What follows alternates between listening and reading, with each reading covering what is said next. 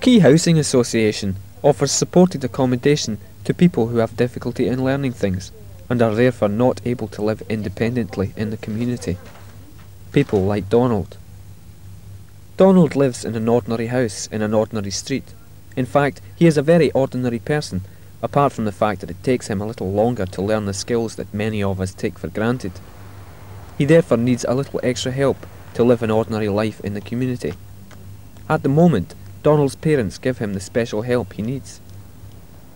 Key Housing Association believes Donald has a right to continue to live in his local neighbourhood. Obviously, Harry, his dad, shares this belief. However, Harry has some doubts about Donald's ability to cope independently in the future. I don't think he's got the ability. In fact, I doubt if he will have the ability to live in a housing situation, to pay rent, to budget, to cook, and so on. And this, in a way, this is the judgment that parents have to make. How will my son, how will my daughter cope? And we've got to accept what they have, because they give us a lot and we accept what they have, and we've got to do what we can to make a start for them in that life later on. For Harry, this meant becoming involved in the setting up of Key Housing Association. The main purpose of this association is to provide people like Donald with good quality housing, and also with whatever special help they need to build a home and a home life for themselves in their local neighbourhood. Until recently, the lack of adequate facilities in the community meant that the only option for people who could not live independently was the large mental handicap hospitals, and in fact many of our existing tenants have previously lived in these institutions, segregated from the mainstream of life. As some ex-patients explain, it's the patients who's in the hospital that's actually suffering, because they're only doing the same routine all the time. The same routine all the time. I was just sent there because there was nothing else for me. But I didn't like it because it was a very depressing place. The staff have no consideration for you. My mother and father died and I went to hospital and I'm nowhere else to stop. Nowhere else to stop. So I used to go down the town, you know, and see the pipe bands and everything went on down the town, you see. But the most funniest thing was when I came back, it's all going down the town seeing them, but the same when you come back to the hospital, you just simply see the same patients in the old ward. Gradually, the general public are becoming more aware that hospitals do not provide a real home for mentally handicapped people, although there still is, of course, a general lack of understanding. It's because the majority of the people don't know anything about the mentally handicapped. They're sorry for them and they think they should be away in the country with the fresh air. They never think what the fresh air is supposed to be doing for the benefit of the mentally handicapped, but they just think away in the fresh air, which of course I think is really shorthand for don't let them worry me, I don't want to see them. Fortunately, things are changing, and it's now generally accepted that society has the responsibility to provide mentally handicapped people with both housing and support to live in their local community without losing contact with family and friends. On this basis, central government, through the Housing Corporation, provides associations like ourselves with the capital funds to build or rehabilitate special needs housing. The running costs are primarily met by tenants claiming appropriate DHSS and housing benefit, with some top-up from regional social work departments. Our first project opened in 1981, and by 1986 we had built or rehabilitated 17 different properties, providing a range of supported housing options. Our central office is in Glasgow, but we have projects as far away as Stranraer in the south and Inverness in the north. We still have an ongoing development programme. Head office staff are constantly trying to assess the need for housing in any given area and also to identify possible sites for new projects. Since 1984, we have also employed our own architect, who has recently spent some time consulting with the people who live in our developments. I think if we had the fencing the same as that over there, we'd be we'd get a lot more privacy that way, because they get a lot more privacy over there. Andrew in future is trying to design buildings which are both suited to the needs of tenants and also blend well into the neighbourhood. A large part of my job is to speak to the people living there, both in terms of trying to piece together a picture of what's really needed for the future, and also in terms of maintaining the buildings we have just now. The principal objective is to end up with housing which is as near to ordinary housing that ordinary people live in as possible. The ideal house would look like every other house in that particular street. At the moment, most of our developments are hostel type, like this one, which is in a small town in Dumfries and Galloway, right in the centre of a housing estate. Here, the external appearance of the building is very similar to that of neighbouring housing. Few people are aware that the houses, or more importantly, the people who live in them, are in any way different. We also think it is important that there are no signboards or house names to mark out the house as being special. This particular project consists of a main house, which is sometimes referred to as the hostel, and a variety of adjacent housing. 12 people live in the main house. Most of these tenants require help and support, so this is also the work base for 8 members of staff. There is always a member of staff available in the house, and at busy times of the day, morning and tea time, there are usually 2 or 3 people available to give tenants any help they need in the ordinary tasks of living. Tenants share lounge, kitchen, bathroom and garden. People's bedrooms are their own domain, and staff would not generally go in unless invited.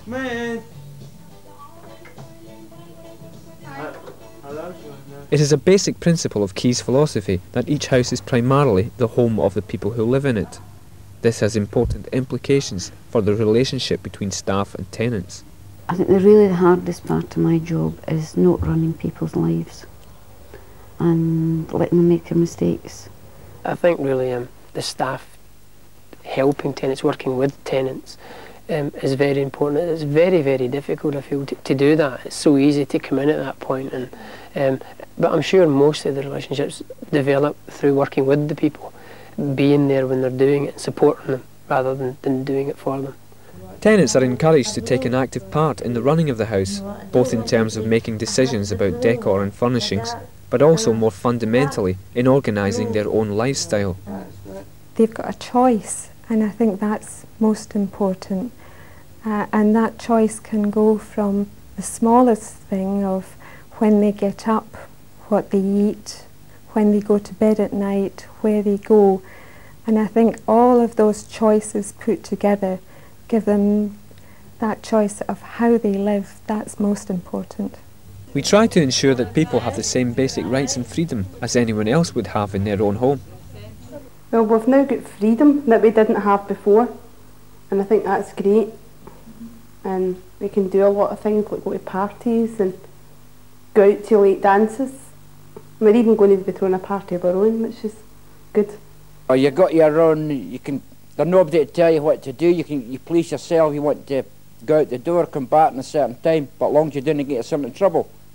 We also help people to recognise that with these rights come important responsibilities, both at a practical level, for example paying rent and doing housework, but also at a social level.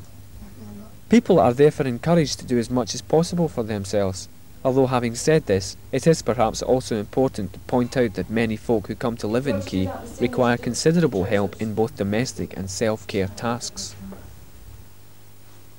And just pull it round each time you've done a bit. There's people here that need quite a lot of basic self-care help. We work with people on shaving, dressing, bathing, toilet, quite a lot of basic life skill. At Key, we are able to offer a service to people who have quite severe handicaps because help is always on hand. Hopefully though, our style of help is different from that of traditional services, in which there is usually an army of cooks and domestic staff to do things for rather than with people. Some of the hostels that I have been in, they have their own domestic staff. They don't let you do your own cooking. They've got a cooking woman in that comes in, and they've got a laundrette woman that comes in, and she does your washing for you. And it's not really good because you don't get taught anything. You don't get taught how to be independent or anything. And then it doesn't give you nothing to do because They tell me, oh, do that for you don't have anything to do for yourself. A big hospital, the staff help you. You don't do nothing for yourselves. They see your meals and do everything for you. You do nothing for yourself. The problem with this kind of service is that in the long run it denies people the opportunity to become more independent. Key believes that independence brings freedom, if only the freedom to buy what you want to at the shops. Some people who move into Key see this as being their permanent home. I'm staying here for good. You're staying here for good? Yes. Do you like it here? I say my tenancy. I do stay here for good. Certainly Key supports tenants' rights to live in the accommodation for as long as they wish. This security would seem to us to be a basic human and civil right. Other people, however, see Key's accommodation as being more as a stepping stone, a place to develop skills and confidence before moving on to a more independent way of life. I stayed in the hostel for 3 months, over to 4-person flat for 3 months. Then just round about November last year I moved up in here and I got on great. I do all my own cooking, all my washing, all my own iron, go for my shopping and do all my own housework. To help people prepare for such a move, there is usually a training flat in each project, as Leslie explains. Well, to see if you can cook and keep the place clean and tidy, you know. I see. And so it gives you an idea you can look after your own house if you want it. George and Alec used the hostel as a stepping stone. They lived in the main house for about a year and then felt they wanted to share an adjacent supported house, which gives them more independence and privacy. I came down in 1984 January, and then I moved out in 1985 in here with George. George is a friend, he's a good organiser, and we getting older. He helped me, but I've been looking for all my life, really, to have a house and home, and maybe live with a friend or something. Other houses in the development are rented out to families who come from the council's waiting list. These tenants are asked to be good neighbours to the supported tenants. We have certain neighbours here who are extremely kind and they offer some support to our tenants in it by way of friendship or helping out in a generally good neighbourly basis. Neighbours also provide useful links with the community and help offset the social isolation that people often experience in sheltered housing. Well, the very best thing about it is the neighbours, and neighbours are actually good, very good. If I see them in the street, I'll talk to them, and if they see me in the street, they won't pass me, they'll talk to me. They're very friendly. They'll know what you by the state, they'll say hello to you and they'll help you and that. Key Housing Association is very aware that people who are labelled as being mentally handicapped are certainly not a single group or type of person, but a variety of individuals, each with their own special needs. The people who live here come from a variety of different backgrounds, some of them coming from large hospital institutions, some of them coming from their own homes, some of them coming from local authority hostels. So the people that we have living here are very much a variety of individuals with lots of different backgrounds and probably lots of different abilities of what they can do, what they can't do. Ideally, we would need a very wide variety of different services tailored to each individual person's needs. Key certainly hasn't reached this ideal yet, but we have been gradually trying to increase the options available to people. We now have 3 housing projects in which every tenant has their own flat, where they are able to live alone or with friends. These flats are for people like Julie, who are already quite independent and only need very occasional staff support. I get support with my rent and that. And if I'm not sure how to read my meter, I usually go up and ask somebody, but I begin to do it myself now. They come up sometimes and talk to me and I go to them if I need help and support. They're very helpful if you need it and if you've got any problems. you go to them and they talk about it and they try and help you as much as they can. Margaret and Eleanor are even more independent and feel they no longer need any staff support. Well, when we first came into the house, we were supported tenants and we didn't need very much help, just like spelling and things like that. We decided to have a bash of trying on our own. Stand on your own 2 feet. Yeah. Standing on your own 2 feet. And how's that working out? I think it's working out quite well. In 1987, Key hopes to increase the range of options further by providing a small house for people who are described as being profoundly handicapped and therefore require more staff help than is currently available in community facilities. Caroline is a person with a profound mental handicap. Mary, her mum, realises that Caroline needs very special help. What she needs is very high quality care. That is much more important to me, the calibre of the carer. That's what I'm looking for. Because Caroline needs 24 hours, 7 days a week care, I can see that the number of carers she requires is very high. Now, my ideal view of the situation would be for Caroline to live in a small home of 3 or 4 people. But even living in a small home of 3 or 4 people requires a tremendous number of staff. And immediately you get more than, say, 4 staff, you've already got 8 people in this small home, which is, you can see this is a problem. But what worries me so much is Caroline's future. Now, Caroline's future is a tremendous cause of worry. I don't know what's going to happen to her. She doesn't require hospitalisation, she's not a sick child. What she requires is care in the domestic situation, and that's what I'm trying to get for her.